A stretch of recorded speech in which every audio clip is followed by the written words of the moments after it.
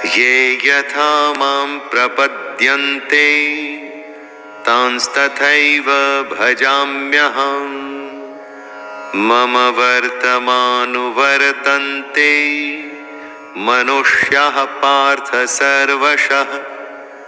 हे अर्जुन, जो भक्त मुझे जिस प्रकार भजते हैं मैं भी उनको उसी प्रकार भजता हूं, क्योंकि सभी मनुष्य मेरे ही बताए रास्ते पर चलते हैं।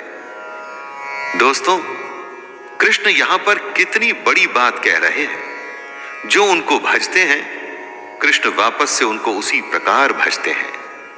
कहने का अर्थ है कि जो कृष्ण के स्वरूप को, उनके ज्ञान को और उनकी कही बातों को अच्छे से समझ जाता है वो एक तरह से कृष्ण में मिल जाता है। यहां भजने से मतलब पूजा पाठ या आरती मत समझ लीजिएगा दोस्तों। सच्चे अर्थों में भगवान को भजने का मतलब है उसकी कही बातों पे चलना। कांक्षन्तः कर्मणां सिद्धिं यजन्त इह देवताः क्षिप्रं हि मानुषे लोके सिद्धिर्भवति कर्मजा। कृष्ण कहते हैं, इस दुनिया में जिनको अपने कर्मों का फल चाहिए होता है वो देवताओं का पूजन किया करते हैं, क्योंकि उन्हें कर्मों से पैदा होने वाली सिद्धि जल्दी मिल जाती है। जो लोग कृष्ण के कहे अनुसार कर्म करते हैं और साथ में देवताओं की पूजा करते हैं उन्हें उनके कर्मों के फल जल्दी मिल जाते हैं। सच्चे मन से सिर्फ कर्म करना, कर्म करते हुए फल की ही नहीं देवता और ईश्वर को भी याद रखना, ऐसे करने पर फल जल्दी मिलता है।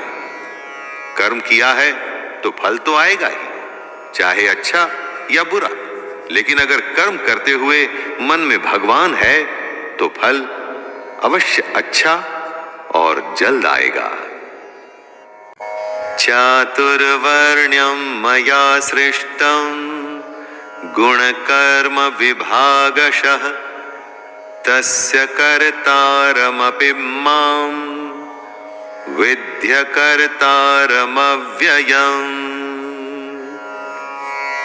यहां कृष्ण हमारे समाज की सबसे बड़ी सच्चाई जो हम भूल चुके हैं उसके बारे में बता रहे हैं। ब्राह्मण, क्षत्रिय, वैश्य और शूद्र, इन 4 वर्णों का समूह गुण और कर्मों के विभाग पूर्वक मेरे द्वारा रचा गया है। इस प्रकार उस सृष्टि रचनादि कर्म का कर्ता होने पर भी मुझ अविनाशी परमेश्वर को तू वास्तव में अकर्ता ही जान। जिसे हम जात या जाति कहते हैं वो आपके गुण और कर्म पर निर्भर करती है दोस्तों, जन्म पर नहीं। हो सकता है कि आपका जन्म एक अच्छे घर में हुआ हो, आपके माता और पिता अच्छे इंसान हो, लेकिन अगर आप धूर्त हैं, झूठ बोलते हैं या गलत काम करते हैं तो क्या आपको भी सच्चा और अच्छा कहा जाएगा?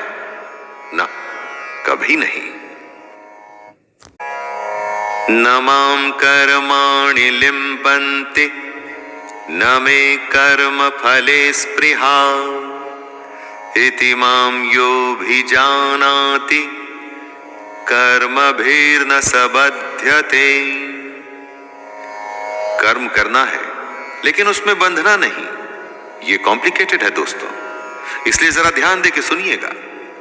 कर्म को पूरी लगन से अपना कर्तव्य समझ के आपको करना है, लेकिन उसमें बंधकर उसके फल के लिए परेशान नहीं होना है। आपने परीक्षा दी या किसी चुनौती का सामना किया, अब उसके रिजल्ट का आपको इंतजार है और आप सोच रहे हैं कि न जाने क्या होगा। हे भगवान, अच्छा कर देना। यह गलत है। सच्चे मन से कर्म करिए और आगे बढ़ते रहिए। भगवान से यह मत कहिए कि वो सब अच्छा करें, आप अपना कर्म अच्छा करिए, उसके बाद उस पर छोड़ दीजिए। भगवान को अच्छा फल देने के लिए कभी मत कहिए, उससे कुछ नहीं होगा। एवं ज्ञात्वा कृतं कर्म पूर्वैरपि मुमुक्षुभिः कुरु कर्मैव तस्मात् त्वं पूर्वैः पूर्वतरं कृतं। कृष्ण आगे अर्जुन को बताते हैं कि बीते समय में जिन लोगों को मोक्ष प्राप्त हुआ था, उन्होंने इसी तरीके का इस्तेमाल किया था। और इस समय में अगर अर्जुन तुझे भी मोक्ष की इच्छा है तो तुझे भी इसी तरीके से चलना पड़ेगा। कृष्ण पूर्वजों के तरीके को समझाते हुए अर्जुन से कह रहे हैं दोस्तों कि उससे पहले भी कितने ही लोग निष्काम कर्म को समझ ईश्वर को प्राप्त हुए थे। उसी तरह से अर्जुन को भी इस बने बनाए तरीके पे चल ईश्वर को पाना चाहिए। दुनिया कितनी भी बदल जाए, दुनिया के नियम नहीं बदलते। जैसे जन्म और मृत्यु अटल है, उसी तरह से मेहनत करने पर अच्छा फल मिलेगा, ये भी अटल है। किम कर्म किम कर्मेति कवयोप्यत्र मोहिताः तत्ते कर्म प्रवक्ष्यामि यज्ञ ज्ञात्वा मोक्षसे शुभात्। कंफ्यूजन की स्थिति को दूर करते हुए भगवान श्री कृष्ण कहते हैं, कर्म क्या है और अकर्म क्या है।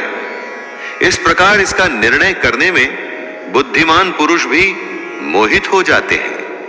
इसलिए वह कर्म तत्व मैं तुझे भली भांति समझाकर कहूंगा, जिसे जानकर तू अशुभ से अर्थात कर्म बंधन से मुक्त हो जाएगा।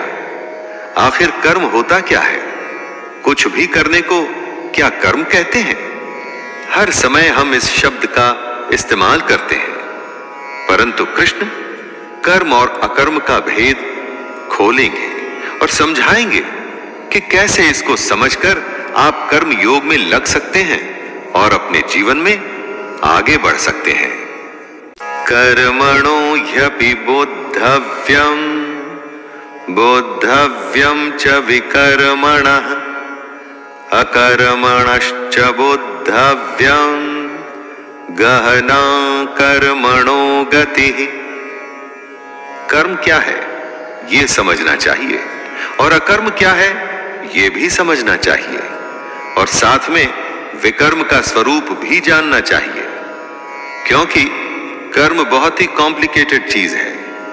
3 शब्दों में कहा है कृष्ण ने, कर्म, अकर्म और विकर्म, यानी कुछ करना, कुछ न करना और कुछ विशेष करना। ये बातें सुनकर दोस्तों आपको फिलॉसफी लगेगी, सत्संग के ज्ञान की तरह लगेगा, लेकिन अगर आप इन बातों को समझ जाएं तो यकीन मानिए हमारी प्रैक्टिकल दुनिया में आपका जीना एकदम आसान हो जाएगा। और यही वजह है कि कृष्ण कर्म, अकर्म और विकर्म को समझाना चाहते हैं। कर्मण्य कर्म यः पश्येद कर्मणि च कर्म यः स बुद्धिमान् मनुष्येषु स युक्तः कृत्स्न कर्म कृत्। जो मनुष्य कर्म में अकर्म देखता है और जो अकर्म में कर्म देखता है, वो और लोगों से ज्यादा इंटेलिजेंट है, और ऐसा योगी समस्त कर्मों को करने वाला है। कर्म में अकर्म देखने का मतलब क्या हुआ? यानी जो मनुष्य कर्म करता है लेकिन उस पर घमंड नहीं करता कि करने वाला वो खुद है, वो कर्म में अकर्म को देख रहा है, कर्म को कर्तव्य मान के कर रहा है। लेकिन दुनिया जहान में या खुद अपने आप से उसका डंका नहीं पीटना चाहिए दोस्तों। उसे ये नहीं करना चाहिए कि मैंने ये कर दिया या वो कर दिया। अपना काम करना है, उसके फल के बारे में नहीं सोचना है, और अपने अगले काम, अगले कर्तव्य में लग जाना है। यही है कर्म में अकर्म को देखना।